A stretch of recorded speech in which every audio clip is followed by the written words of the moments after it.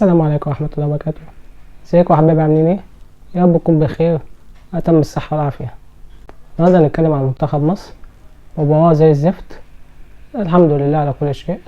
أهم حاجة إن احنا أخدنا ال3 نقاط وتأهلنا عن المجموعة. فاضل نقطة ناخدها من الماتش اللي جاي أو الماتش اللي بعده قصاد أثيوبيا، ونتأهل مباشرة لكوت ديفوار واللعب في كأس أفريقيا.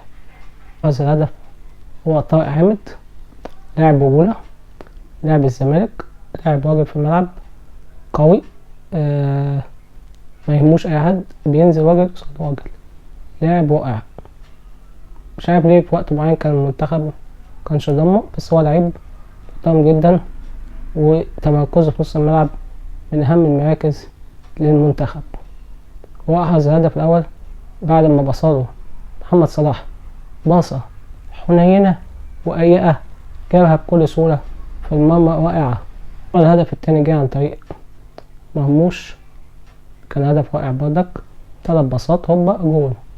مرموش متألق في الدوري الألماني، الحمد لله بيبدأ هو مع المنتخب تاني مباراة مع المنتخب، بيبدأ تاني يرجع تاني تألقه. شكله لما بيجي من الدوري الألماني بياخد فترة لما يتأقلم مع المنتخب تاني، فده كويس وده هيفيد المنتخب كأس أفريقيا اللي جاية.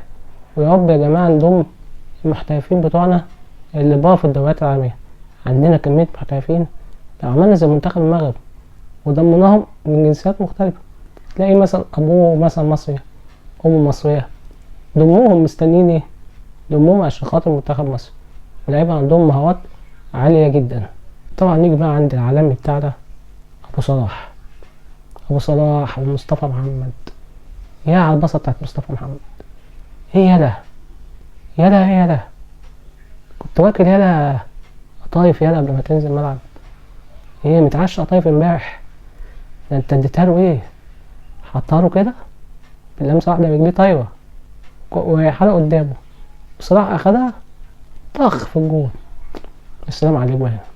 حاسس النهارده كان في مشاركه في الاجوان، في يعني ايه توابط، في اندماج في اللعب، لا في لعب، في حاجه، في حاجات بتتعمل في الملعب، ده شغل مدرب. وفي مزاج بقى، ناس صايمه. المباراة النهارده كانت حلوه. محمد صلاح هو اللي جاب الجون التالت، وزيزو جاب الجون الرابع، وطبعا زيزو عمل جون رائع. وكان في كورة كانت مع مرموش، كان اداها صلاح، كان هو عند المرمى، لو كان اداله صح كان بقى انفراد، جاب جون. هو كان انفراد بس كان جاب جون بكل سهولة، لولا الجون تعمل له ومسكها بكل سهولة.